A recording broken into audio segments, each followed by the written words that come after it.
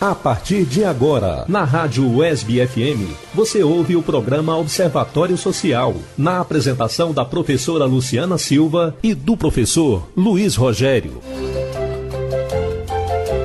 Um diálogo participativo sobre saúde, educação, cultura, sustentabilidade, direitos humanos e outros temas que fazem parte do seu cotidiano. Observatório Social, na UESB FM.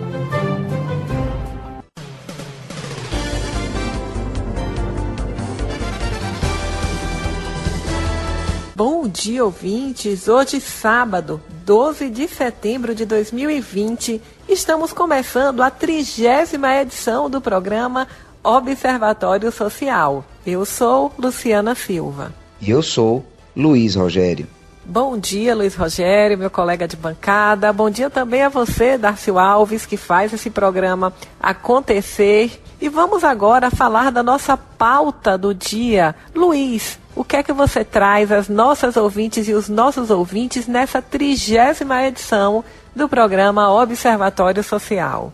Bom dia, Luciana Silva. Bom dia, Darcio Alves, nosso apoiador técnico das manhãs de sábado. Bom dia aos ouvintes do Observatório Social de Vitória da Conquista, Jequié e de toda a região sudoeste da Bahia. Lu, antes de apresentarmos a nossa pauta, eu só gostaria de lembrar aos ouvintes da UESB FM, do programa Observatório Social, que toda a programação da rádio pode ser acompanhada por link via internet.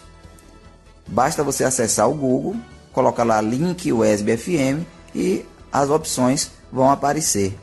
Eu digo isso porque nós estamos recebendo comentários e acenos de vários lugares da Bahia e do Brasil em relação ao programa Observatório Social. Isso é muito bom, porque permite um maior alcance, né, do nosso projeto, que é um projeto voltado para debater, discutir de forma participativa, democrática, assuntos de interesse da população, entre os quais saúde, educação, direitos humanos, sustentabilidade, enfim. Bem, Lu, em relação à nossa pauta, nós teremos a satisfação de conversar hoje com o professor Paulo Pires. O professor Paulo Pires é mestre em Contabilidade e Gestão Empresarial, é professor dos cursos de Ciências Contábeis e Administração da UESB. Ele vai falar conosco sobre as repercussões do 7 de setembro durante toda essa semana. Muitos debates ocorreram, discussões nas redes sociais, principalmente, em torno de uma questão. O Brasil pode se dizer um país independente em relação às grandes potências mundiais? Ou ele está numa condição de submissão, principalmente do ponto de vista econômico? O professor Paulo Pires, polêmico como sempre, vai estar debatendo esse assunto aqui conosco. Vale a pena conferir. No programa desse sábado eu trago 2 entrevistas que estão maravilhosas. Uma é com Vanessa Matos, que é psicóloga e especialista em neuropsicologia e mestre, e vamos conversar sobre o tema crianças nesse período de pandemia, como elas estão sentindo, vivenciando tudo isso. E a outra entrevista é com o doutor Esdras Silveira, que é advogado da área de Direito Público e Direito Eleitoral. E com o doutor Esdras, vamos conversar sobre processo eleitoral na pandemia, né? Estamos aí iniciando um processo eleitoral totalmente diferente dos demais, e sobre isso vamos conversar com o advogado Esdras Silveira.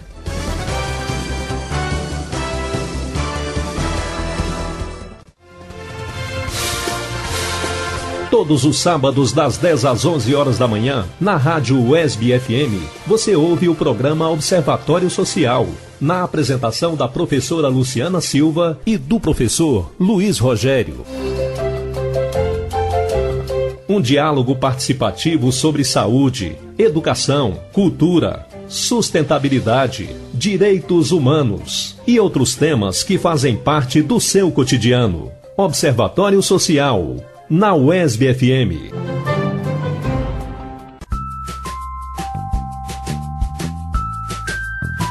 Luciana Silva, entrevista. Nós vamos falar agora de crianças durante a pandemia. e vamos entrevistar Vanessa Cordeiro de Souza Matos, que é psicóloga, especialista em neuropsicologia e mestre em linguística.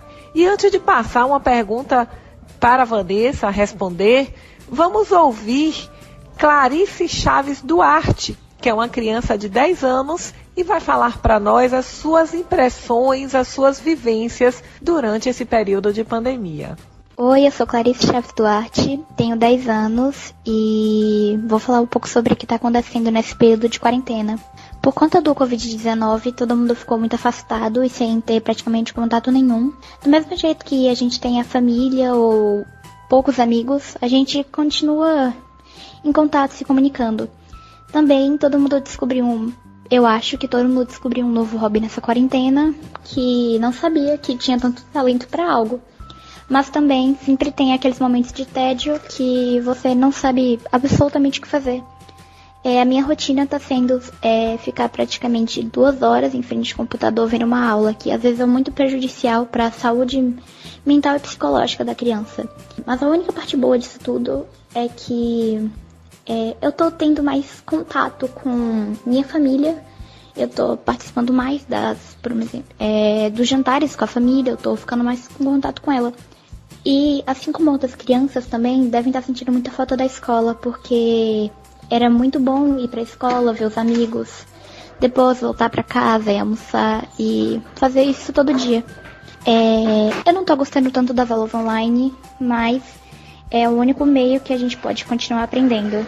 Eu também não tô aprendendo muita coisa, mas a gente vai tentando e continuando. E é isso. Vanessa, é um prazer tê-la aqui conosco no programa Observatório Social. Eu vou pedir agora que você se apresente e traga aos nossos ouvintes o olhar da psicologia sobre as crianças nesse período de pandemia. Boa tarde, meu nome é Vanessa Matos, eu sou psicóloga e trabalho com crianças e adolescentes. É um prazer estar aqui hoje conversando com vocês, agradeço bastante o convite. E eu vim aqui para falar um pouquinho sobre a pandemia, sobre a saúde mental das nossas crianças. Então, assim, já são 5 meses mais ou menos, né, que estamos vivenciando esse período de distanciamento social devido à pandemia da Covid-19. E tem despertado em todos nós diversos sentimentos angustiantes, né? De medo, de frustração. E isso acontece também com as crianças, né? Com elas isso não vai acontecer de forma diferente. Então é muito importante a gente lembrar que essas crianças, né, as nossas crianças, fazem parte de uma população vulnerável. E na medida que elas são expostas a esses momentos de estresse, né? Como, por exemplo, esse prolongamento do isolamento, às vezes o medo de se infectar, talvez de já ter vivenciado um luto na família, ou de ter passado por uma situação de extrema dificuldade devido à Covid, da falta dos amigos, do espaço em casa que às vezes é limitado. Então são várias coisas, né, que geram frustrações, geram medo, insegurança, o próprio tédio também que aparece nesses momentos, né? E a gente não pode negligenciar, né? A gente precisa olhar com carinho para essas crianças, né? E tudo isso que elas estão vivenciando nesse momento. E pensar que tudo isso traz um impacto, né, na saúde mental dos nossos pequenos, né? Então, em pensar, por exemplo, que podem vir a acontecer problemas com sono, algum tipo de agitação, então desatenção, principalmente em relação às aulas, né? A dependência, às vezes, excessiva dos pais. Então, pode surgir aí uma ansiedade até de separação, né? Perda no processo de aprendizagem, que a gente vê isso com muita recorrência, porque, de repente, elas se viram num outro formato, né? De ensino, né? O formato online. Então, é muito natural que exista aí uma dificuldade de se adequar, de compreender como funciona. A gente está falando de crianças, né? Então, é muito difícil exigir que elas fiquem ali 2 horas por dia ou até mais horas por dia sentada em frente a uma tela, tentando manter-se concentrada no que o professor está falando. Às vezes a gente tem que, né, lidar com uma criança que às vezes não tem uma estrutura em casa ideal para esse ensino, né? Às vezes então ela está num ambiente que tem muito barulho, que tem muita gente passando. Então tudo isso vai dificultar a absorção em relação à aprendizagem. Então, assim, são vários impactos que a gente tem que a gente tem que falar sobre isso, para a gente ter até um olhar de mais compaixão em relação às nossas crianças, né? Eu vejo que às vezes muitos pais acabam exigindo muito ainda, esperando muita produtividade e esperando um desempenho escolar como o anterior, né? Como aquele que eles tinham no período em que as aulas eram presenciais, mas que a gente precisa observar que as coisas mudaram, né? E que essas dificuldades, principalmente em relação à escola, vai ocorrer em um determinado grau, né? Para uns mais, para outros menos. Isso vai depender muito de cada criança.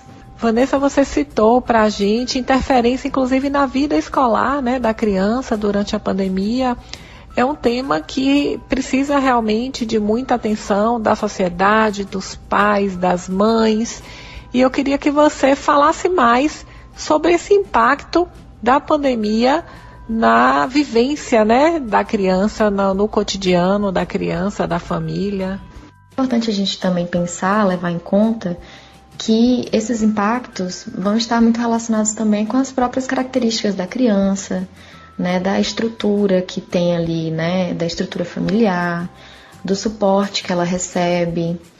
Então isso vai variar muito, né? Nós vivemos em um país muito desigual, nós temos diversos tipos aí de conjuntura familiar, né?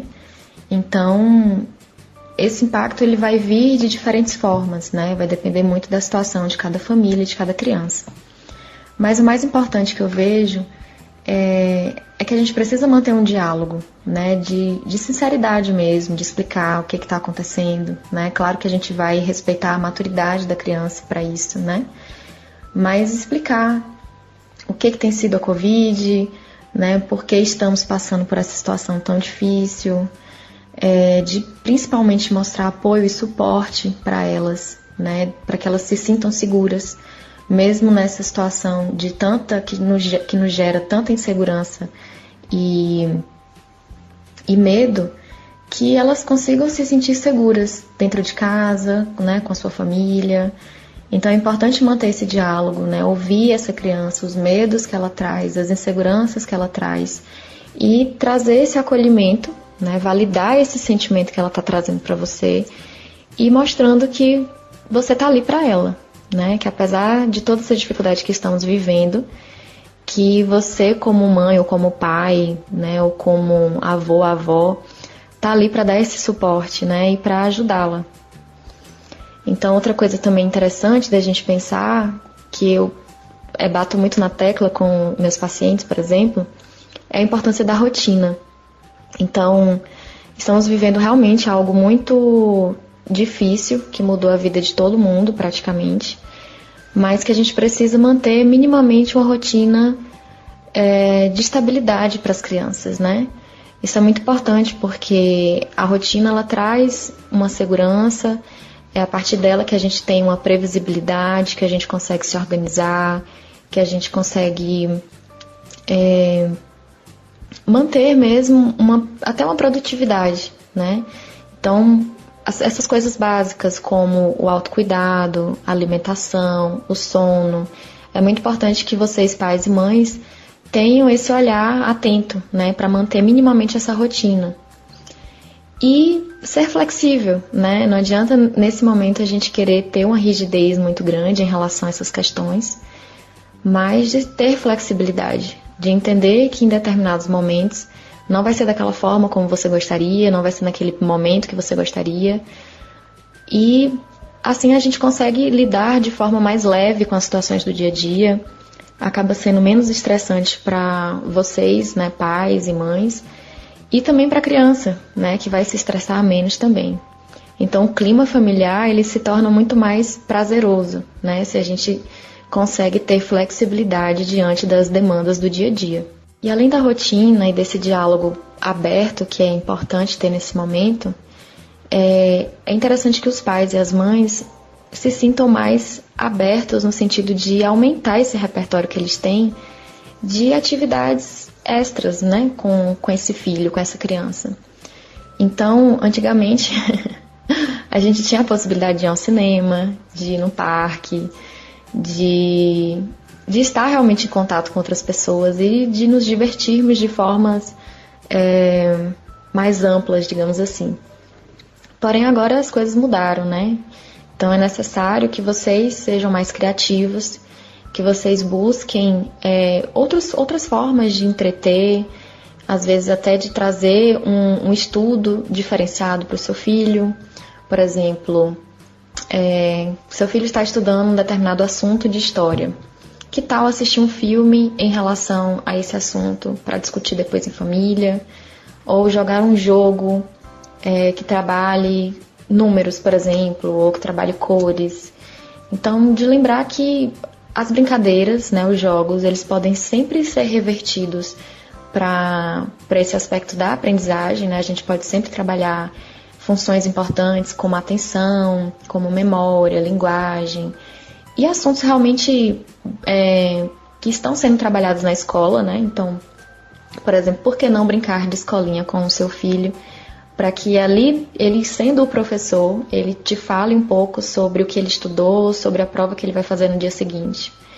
Então, é lembrar de trazer essa ludicidade para o dia a dia do seu filho, né? De aumentar esse seu repertório no sentido de você ter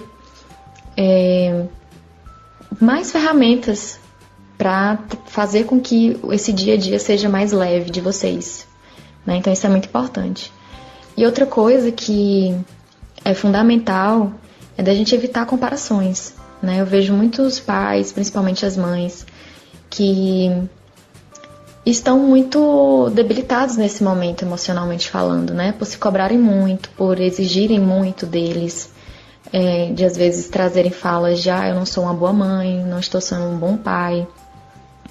E é preciso lembrar que vocês estão fazendo o melhor que vocês podem, diante daquilo que vocês podem, né? Então é ter essa autocompaixão por vocês mesmos e lembrar que vocês estão fazendo o máximo, né? E que o seu filho também. Então é importante também evitar comparações das crianças com outras crianças, né? Cada uma tem ali suas qualidades, suas dificuldades, suas facilidades. Então, e cada uma vai estar interagindo de uma forma diferente, né? É importante então a gente ter esse olhar de mais flexibilidade e autocompaixão, tanto para nós como adultos, tanto para as crianças também. Vanessa, em nome da equipe do Observatório Social, nós queremos agradecer a sua colaboração e os conhecimentos compartilhados conosco nessa manhã, desse tema que é muito importante, como acolher, como lidar com as crianças durante a pandemia. Muito obrigada. Mais uma vez eu agradeço pelo convite, muito obrigada Luciana, a equipe do Observatório Social. Foi um prazer participar e poder contribuir um pouquinho com vocês.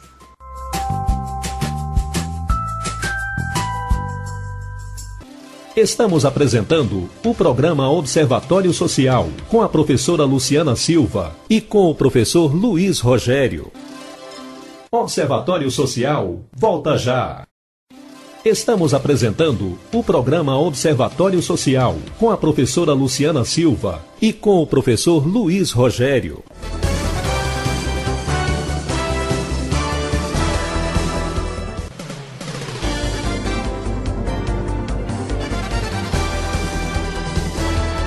Luiz Rogério, entrevista.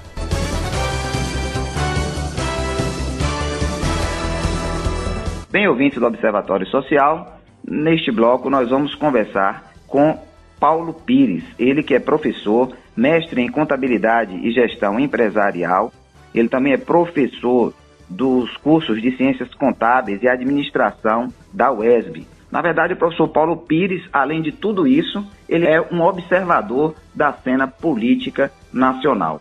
Professor Paulo Pires, é uma satisfação para nós do Observatório Social recebê-lo aqui na nossa bancada. Professor, na última segunda-feira, dia 7 de setembro, nós vimos manifestações nas redes sociais que se estenderam durante toda a semana, apontando o Brasil como um país que ainda não é independente. Nesse sentido, quais seriam as razões que impedem a independência do Brasil do ponto de vista econômico, do ponto de vista até mesmo cultural? Quais seriam essas amarras, professor, na sua opinião, que impede essa independência, essa soberania do nosso país no atual estágio da política brasileira? Um bom dia, professor. Bom dia, professor Luiz Rogério. Para mim é um motivo de muita alegria poder estar participando do Observatório Social, da Rádio Web. Eu diria inicialmente, antes de responder objetivamente a sua pergunta, que o Observatório Social é um núcleo de constatação de fatos que ocorrem dentro da nossa sociedade, em seus múltiplos aspectos, e é da maior importância, porque funciona como se fosse uma auditoria examinando as mazelas, as vicissitudes, né, e as virtudes também do nosso povo, da nossa sociedade, do nosso país. Então, eu parabenizo inicialmente a você, ao professor José Rubens Sampaio, pela ideia de construir um programa com esse objetivo de observar o que se passa dentro da sociedade. Então, meus parabéns à Rádio Web e ao programa Observatório Social. Agora, objetivamente, em relação à sua pergunta, realmente o 7 de setembro, que nós comemoramos como uma das datas magnas da nossa nação, ele não pode, a rigor, ser comemorado com as honras e a alegria que ele mereceria. Até porque nós sabemos como é que se processou aquele 7 de setembro, aquela independência, aquela coisa que aconteceu lá nos idos de 1822, há 118 anos passados. Então, o que acontece é o seguinte, em relação à nossa independência, nós temos que sair fora dos muros da nação brasileira para entender como é que está funcionando a cena internacional. Nós devemos lembrar que em julho de 1944, na cidade de Bretton Woods, lá nos Estados Unidos, no estado de New Hampshire, nos Estados Unidos, houve uma reunião com a presença de 45 países para uma conferência, a famosa Conferência ou Acordo de Bretton Woods. E naquele acordo de Bretton Woods, que foi praticamente dirigido pelo grande economista John Maynard Keynes, ficou decidido uma série de entendimentos que vieram posteriormente a beneficiar praticamente aos Estados Unidos da América, né? Aquilo ali foi uma das coisas mais danosas para o Ocidente, foi aquele acordo de Bretton Woods, que submeteu os países subscritores. Nós fomos representados lá por Eugênio Boudin e por Roberto Campos, né? Roberto Campos, acho que tinha um outro economista, Otávio Gouveia de Bulhões, nos representando, e nós subscrevemos aquele acordo de forma cega, porque ninguém tinha cacife para enfrentar os acordos, as propostas que já estavam bem delineadas pelo grande economista John Maynard Keynes. Na realidade, ali ficou instituído ou estabelecido que até a moeda padrão internacional era o dólar. Ora, veja só, é um acordo em que já estava tudo certinho para beneficiar os Estados Unidos da América e o capitalismo de um modo geral.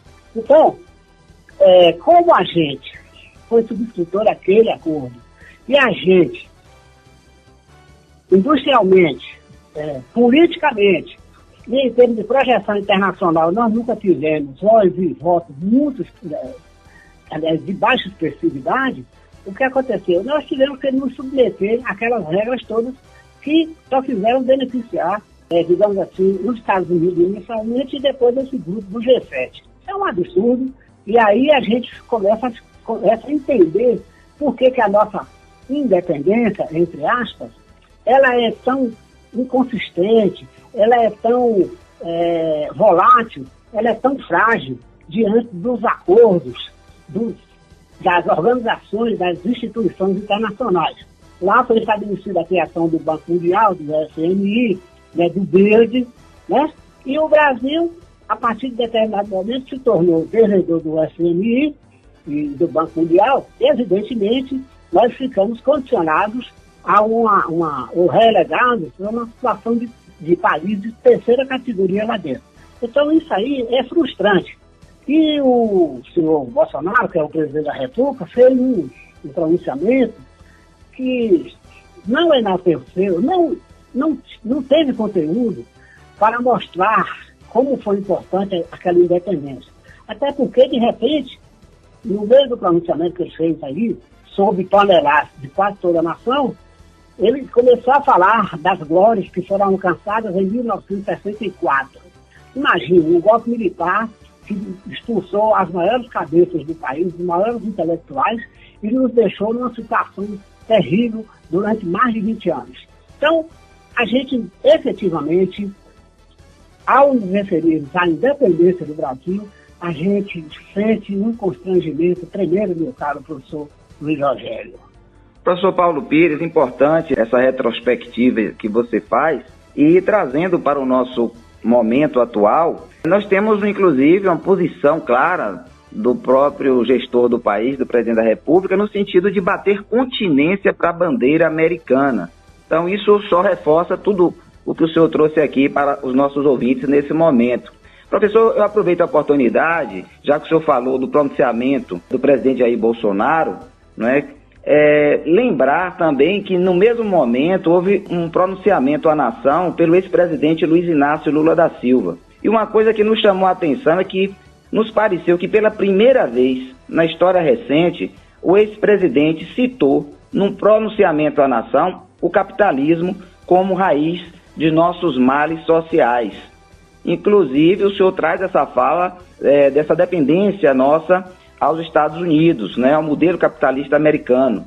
Como é que o senhor analisa essa visibilidade dada pelo ex-presidente Lula ao capitalismo nesse momento? De que forma, professor, trazer o capitalismo para a luz dos debates atuais, sociologicamente, ajuda a discussão política? Olha, a propósito do pronunciamento do ex-presidente Lula, nós temos a deplorar o comportamento da mídia, principalmente a televisiva, sobre a conduta de esconder o que foi que o presidente Lula disse. Olha, Lula é um homem hoje que tem no seu currículo 80 títulos de doutor honoris causa. Ele é o único latino-americano com o título de estadista global conferido pelas Nações Unidas, né, a ONU.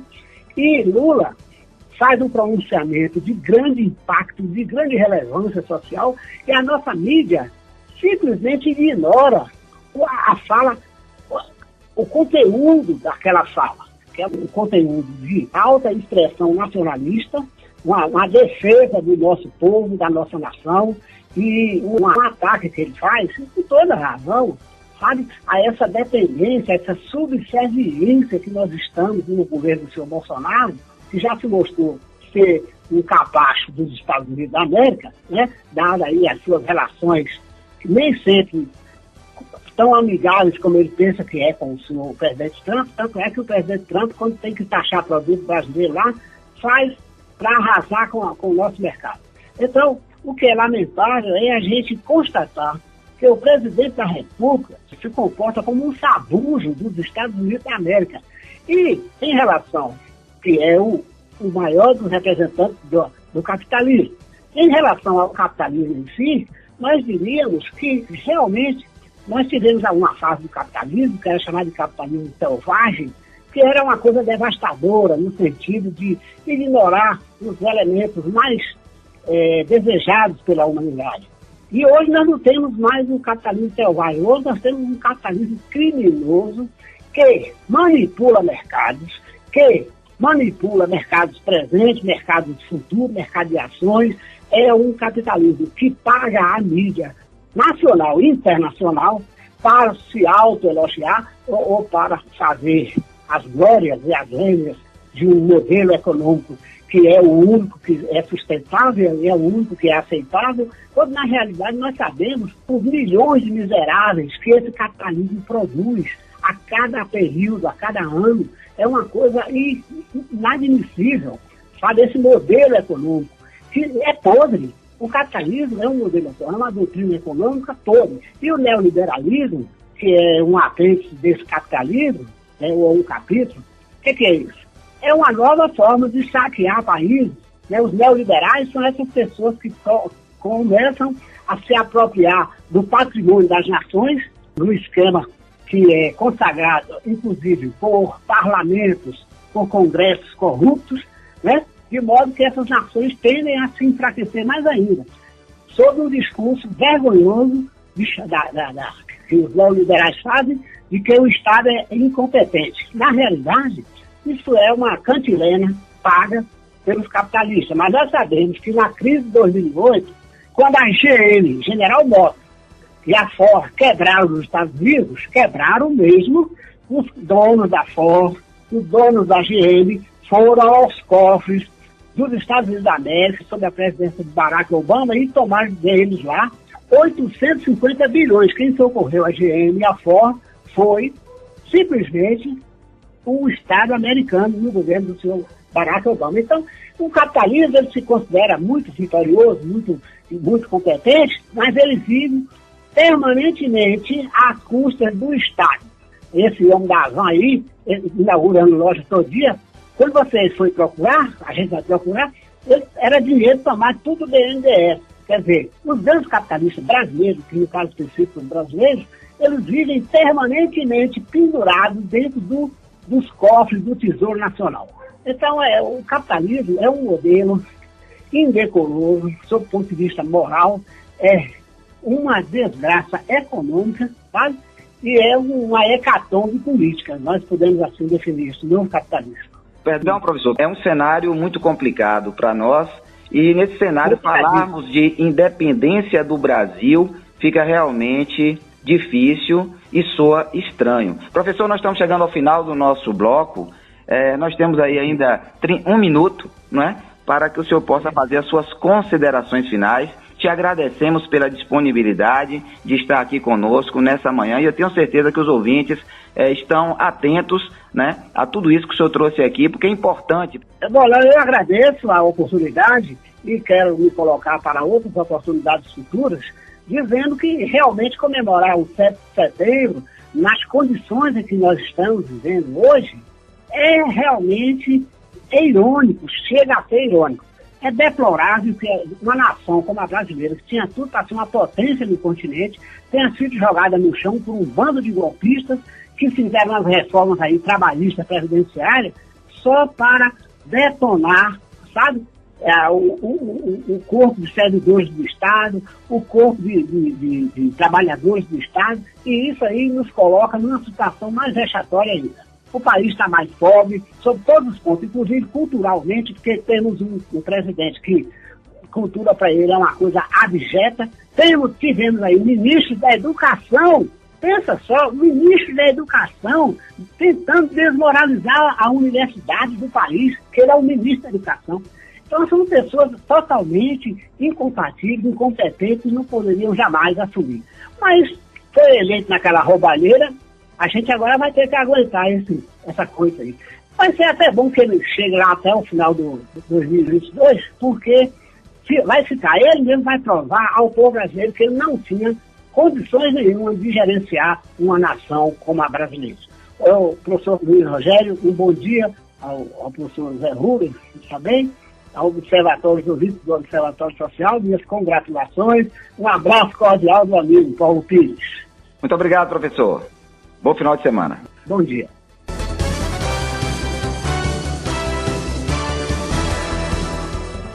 Você está ouvindo o programa Observatório Social. Observatório Social, volta já. Estamos apresentando o programa Observatório Social com a professora Luciana Silva e com o professor Luiz Rogério.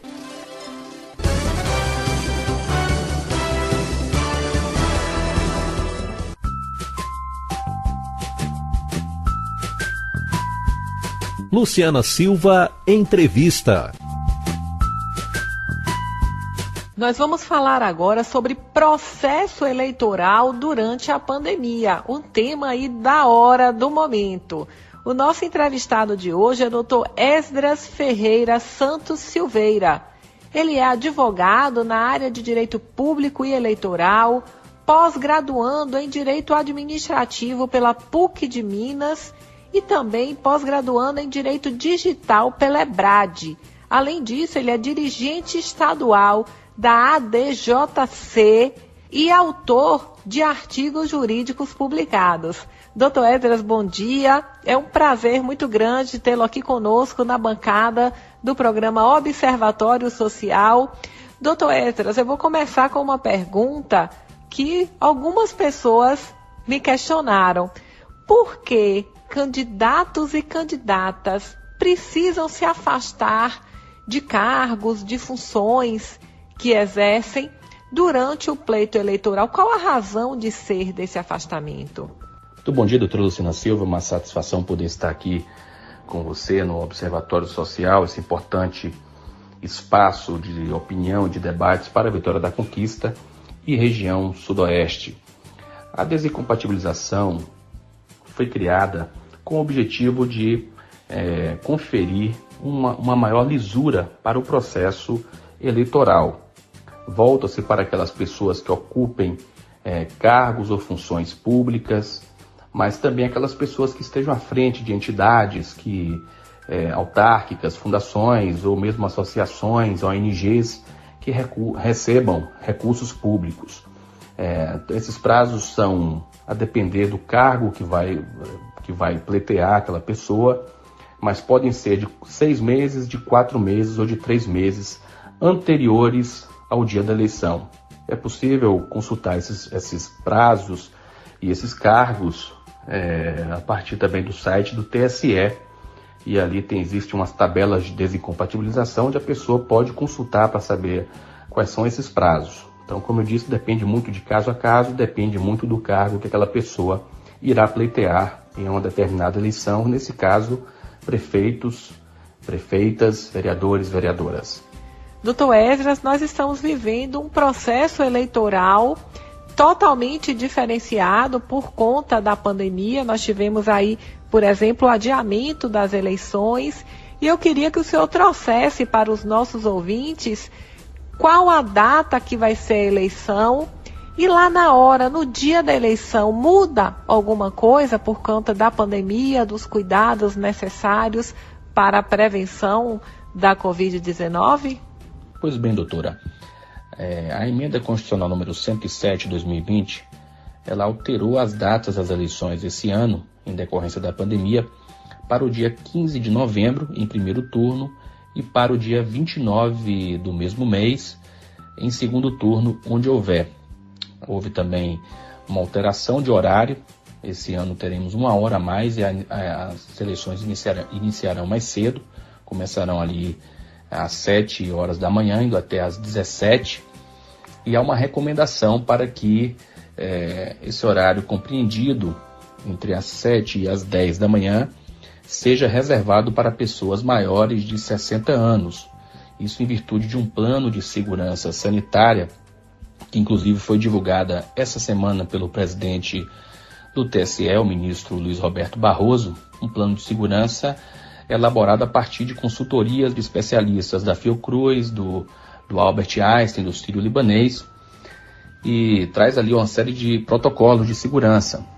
Os mesários, os servidores da Justiça Eleitoral, seguranças, enfim, que estiverem ali inseridos naquele processo, deverão obrigatoriamente utilizar máscara e também o Face Shield, aquele protetor facial. Serão equipamentos fornecidos para a Justiça Eleitoral para essas pessoas, para esses servidores, e os eleitores deverão obrigatoriamente estar usando máscara, né, durante todo o processo de votação. Inclusive evitar, o que foi apresentado, não será permitido o consumo de lanches lá durante a votação, justamente para evitar que os eleitores retirem as máscaras. Há também uma recomendação que não levem crianças, se possível, também não leve acompanhantes, para evitar mesmo tumulto ali. Há também uma outra recomendação para que os eleitores levem suas próprias canetas, que vão ser utilizadas ali para assinar no caderno de votação. Esse ano também não teremos a identificação por biometria. Os eleitores deverão levar seu documento com foto, apresentar para os mesários ali nas sessões, que vão conferir as informações, vão inclusive pronunciar esses dados, essas informações em voz alta, para que o eleitor possa se identificar E ali ele vai fazer a assinatura no livro, vai passar o álcool em gel e vai para a cabine de votação. Em seguida, logo após a votação, ele possa sair e também utilizar. É possível, inclusive recomendável, que os eleitores, as eleitoras levem anotados ali os números de seus candidatos. Elegeremos esse ano prefeitos e prefeitas, vereadores e vereadoras, então não há nenhuma vedação que os eleitores levem sua cola eleitoral, que a gente chama de cola eleitoral, para que ela possa ali votar, inclusive o mais rápido possível. Aconselhamos também que os eleitores façam uma identificação de seu local de votação antes mesmo de sair de casa. Isso é possível por algumas ferramentas disponibilizadas pela Justiça Eleitoral, como, por exemplo, o aplicativo e-Título, e-Título, e pode ser baixado gratuitamente ali, tanto no Google Play como da Apple Store. Mas se por alguma razão esses eleitores não puderem baixar, não tiverem ali, por alguma razão, em seus celulares, essas informações podem ser também consultadas no site do TSE ou do TRE Bahia.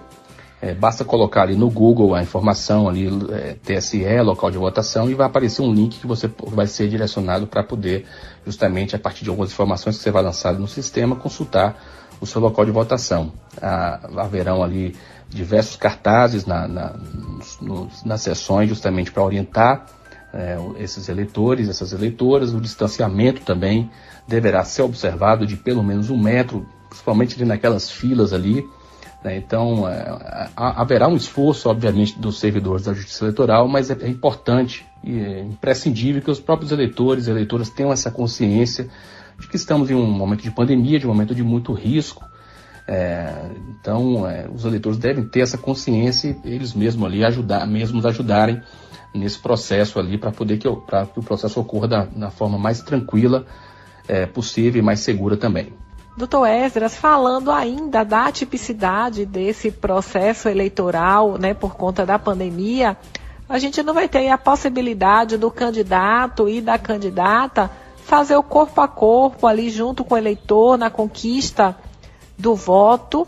Essa eleição ela vai ser marcada mais ainda pela virtualização do processo eleitoral, das campanhas sobretudo. E aí eu queria que você trouxesse aos nossos ouvintes o que pode, o que não pode. É possível fazer, por exemplo, um comício por meio de uma live? Já tem alguma normatização, algum regramento em relação a isso? De fato, doutor, é uma situação bastante atípica, não só no Brasil, mas em todo o mundo, principalmente nos países onde ocorrerão as eleições, aqui no Brasil, os Estados Unidos, entre outros países também. Então, realmente um momento muito atípico, onde a virtualização das campanhas será realmente a principal marca desse processo. Os candidatos e candidatas, a partir do momento que estiverem cumprindo todos os requisitos de convenção, de registro de candidatura, e estiverem ali aptos a fazerem a propaganda, a partir do dia 27 de setembro, vão fazer ali suas ações, suas atividades, prioritariamente pela internet. Não está proibido, na verdade, fazer aqueles atos presenciais, mas existe também 2 regras. A regra do bom senso, que eu acho que inclusive é a principal, onde os candidatos e candidatas devem tomar todo o cuidado para se proteger e para protegerem também os eleitores. Mas a gente sabe que a gente precisa também, já nessa segunda regra, que é as orientações, os decretos que são publicados aí pelos prefeitos e prefeitas de uma forma geral, inclusive pelo governador também. Aqui em Vitória da Conquista tem um decreto municipal, nesse momento, permitindo que ocorram aglomerações de até 100 pessoas, no máximo até 100 pessoas. Então, atividades presenciais nesse intervalo de segurança, essas atividades são permitidas. Mas, como eu disse, é importante que os candidatos e as pessoas, eleitores, realmente utilizem do bom senso. Os comícios também eles não estão proibidos, mas fica difícil de realizar um comício com essa questão da limitação do público. É difícil você fazer um comício e fazer esse controle. Então é importante, a recomendação é que se explore o máximo possível das redes sociais. É possível fazer sem problema nenhum plenárias, os candidatos e candidatas fazerem plenárias, fazerem lives. Obviamente que tomar cuidado com questão de live, porque Da mesma forma como não é permitido a realização de showmício, aqueles artistas cantando ali no palco, também não pode ser utilizado essas imagens de artistas e aqueles shows ali transmitidos virtualmente também dentro da live, da plenária, enfim, essas vedações permanecem, inclusive também para as plataformas virtuais. Doutor Esdras, por fim, eu gostaria que você falasse um pouco aí para nós de um tema que já vem ganhando as manchetes, as pautas desde a eleição presidencial passada, que são as fake news. Fala um pouquinho para a gente sobre o impacto das fake news no processo eleitoral. De fato, doutora, muito pertinente esse questionamento a respeito das fake news, um fenômeno que foi aí amplamente utilizado nas eleições de 2018, causando aí uma espécie até de trauma mesmo no nosso regime democrático, com episódios lamentáveis difamando candidatos, candidatas, e realmente é algo que tem que ser levado com muita seriedade e eficiência pelas autoridades públicas. Infelizmente, passados aí quase 2 anos, ainda não existe uma lei específica sobre a questão das fake news, mas temos aí um projeto de lei, que é o PL 2630 de 2020, que está tramitando na Câmara, tratando dessa temática em relação às transparências, às informações compartilhadas em redes sociais. Contudo, é importante alertar que, muito embora não exista ainda uma lei específica sobre esse tema, mas isso não impede e nem impedirá que a Justiça Eleitoral adote as devidas providências, não só a Justiça Eleitoral, mas também a Justiça Comum, uma vez que aquelas pessoas que sejam, principalmente os candidatos, que sejam ofendidos ali ou ofendidas pelas redes, poderão buscar sua reparação civil em relação a essas pessoas que compartilhem. Então, observe que não somente os candidatos e candidatas poderão ser punidos em relação a fake news, mas também eleitores que compartilham essas informações ali de forma pejorativa, que possa acabar atingindo a honra e a imagem dessas pessoas. A responsabilização pode ser, inclusive, do ponto de vista criminal. Então, é importante que haja uma conscientização. Acredito que a Justiça Eleitoral esse ano vai ser mais rigorosa em relação a esse tema. De 2018 para cá, já tivemos uma CPMI no Congresso, uma comissão parlamentar mista de inquérito tratando de fake news. Existem inquéritos também sendo presididos aí no âmbito do Supremo Tribunal Federal sobre essa questão. O TSE também vem debatendo, inclusive criou um comitê de estudos ali com grupos de inteligência para poder monitorar essas situações. Então, acreditamos que os candidatos, as pessoas, eleitores e eleitoras devem tomar todo o cuidado em relação a isso, não propagar esse tipo de informação. Existem sites, mecanismos de checagem, e a recomendação é que, na dúvida, você não deve compartilhar essa informação. Chegou uma informação ali que pareça ali estranha, que você não sabe, o importante é abrir, consultar, abrir outras plataformas de pesquisa e consultar ali para evitar que você seja surpreendido e até contaminado por aquela informação. Então, é importante tomar esse cuidado. As empresas, os provedores de aplicação, como o Facebook, o WhatsApp, o Instagram, o Twitter, enfim, eles também estão participando de uma forma mais ativa, junto a essas questões de fake news, para evitar a proliferação dessas informações, e inclusive estão contribuindo com o poder público para poder aprimorar esse controle.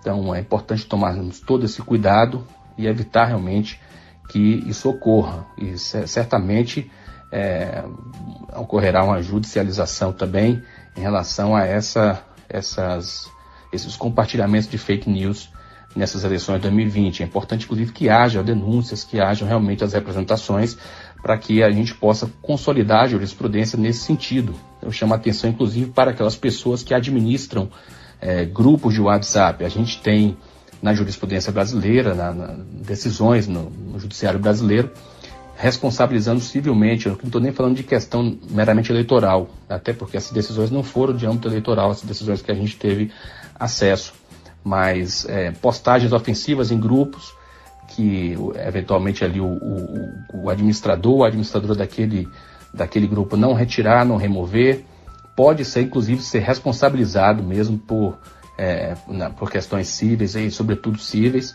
de reparação por danos morais. Dr. Esdra Silveira, em nome da equipe do Observatório Social, agradeço a sua disponibilidade em estar aqui conosco hoje, nessa manhã de sábado, compartilhando conhecimentos sobre direito eleitoral, processo eleitoral, nesse período tão atípico que nós estamos vivendo, que é o período de pandemia. Muito obrigada. Estamos apresentando o programa Observatório Social, com a professora Luciana Silva e com o professor Luiz Rogério.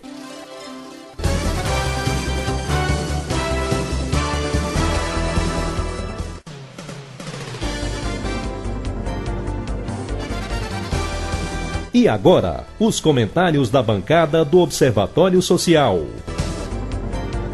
O nosso programa está chegando naquele finalzinho que deixa saudade, mas a gente não vai encerrar sem antes fazer os comentários da bancada sobre as entrevistas do dia. Luiz, começando com você. Bem, Luciana, antes de iniciar os comentários, eu gostaria de agradecer a presença aqui dos nossos entrevistados e entrevistada, a psicóloga Vanessa Matos, o advogado Esdra Ferreira e o professor Paulo Pires. A psicóloga Vanessa Matos levanta uma questão importante, Lu, na entrevista que você fez, a situação das crianças na pandemia. Embora as crianças não estejam com a vulnerabilidade que se observa nos grupos de risco, mas elas passam por um processo de adaptação também. E isso tem um custo psicológico e emocional. Então, muito legal a entrevista de Vanessa Matos, traçando inclusive estratégias para os ouvintes no sentido de como lidar com as crianças nesse momento da pandemia. Já o advogado Esdra Ferreira traz informações importantíssimas respondendo às nossas dúvidas. Como nós vamos proceder no mês de novembro durante as eleições, quando milhares de pessoas deixarão suas casas por convocação para irem às urnas. Então ele aponta o papel da Justiça Eleitoral no sentido da garantia das medidas sanitárias que devem ser adotadas pelo poder público, mas também pela população em geral.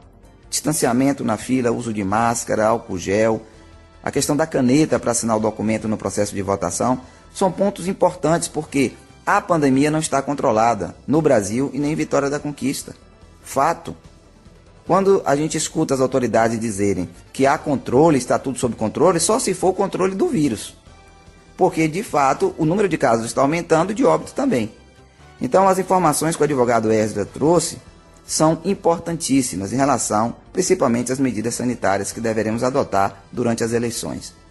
Eu gostaria de encerrar lembrando as declarações do professor Paulo Pires, quando ele vai responder à questão proposta, se o Brasil é submisso ou independente economicamente e culturalmente às potências internacionais, notadamente aos Estados Unidos. Ele vai mostrar com contundência, de forma potente, que o Brasil é submisso. Nem na época da ditadura militar, que durou 20 anos no Brasil, o Brasil ficou tão de joelhos em relação aos interesses do capitalismo americano, afetando a qualidade das políticas públicas, porque cada vez que você amplia o neoliberalismo a lá Estados Unidos, você diminui a capacidade de investimento do Estado brasileiro.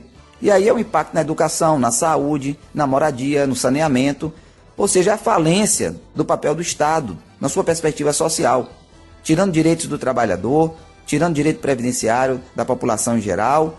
Então ele mostra com clareza essa situação de subserviência do nosso país aos Estados Unidos e vai dizer, em síntese, que esse modelo neoliberal capitalista que vem de lá para cá, ele, do ponto de vista moral, é uma desgraça. E do ponto de vista político, uma hecatombe. Eu gostei muito, né, dessa comparação, dessa analogia que o professor Paulo Pires fez. Muito polêmico ele, mas também sua fala foi extremamente esclarecedora. Eu encerro aqui os comentários desejando a todos, Luciana, a você, a Dácio, aos ouvintes, um bom final de semana e até o próximo sábado. Agradeço aos nossos dois entrevistados, o advogado Dr. Esdra Silveira e ao professor Paulo Pires. Como também agradeço a nossa entrevistada, a psicóloga Vanessa Matos, e um agradecimento muito especial e cheio de carinho a Clarice Chaves Duarte, de 10 anos, que gravou gentilmente para o programa Observatório Social a sua vivência e as suas impressões sobre ser criança nesse período de pandemia. E o Observatório Social, falando de criança, não podia deixar de dar a voz a uma criança. Obrigada, Clarice, mais uma vez, por sua disponibilidade de compartilhar essa vivência conosco. Foi muito importante as diretrizes que Vanessa trouxe, de como a gente olhar para a criança e para esse mundo infantil no período da pandemia, e lembrando que nós temos uma diversidade de configurações familiares.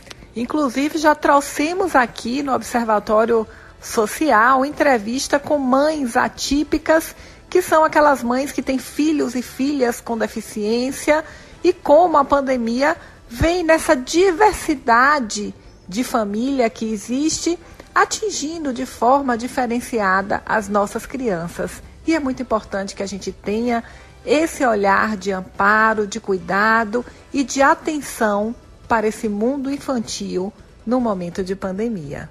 Quanto à entrevista do Dr. Ezra Silveira e do professor Paulo Pires, elas trazem um diálogo muito grande quando o professor Paulo vem demonstrando a subserviência cultural, econômica e financeira do Brasil, e que essa subserviência parece ter se acentuado ultimamente, e podemos observar isso quando nós constatamos algumas falas, inclusive que afronta a própria ciência, falas do presidente da República aqui no Brasil, que simplesmente repete como se fosse papagaio o que o presidente dos Estados Unidos também fala. É uma subserviência dolorosa para quem ama o nosso país.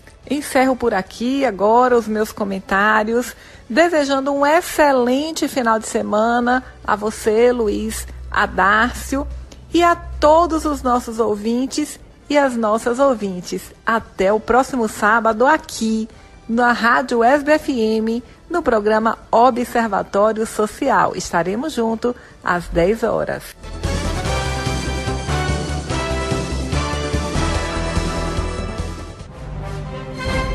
Acabamos de apresentar o programa Observatório Social, que voltará no próximo sábado, às 10 horas da manhã, aqui na UESB-FM.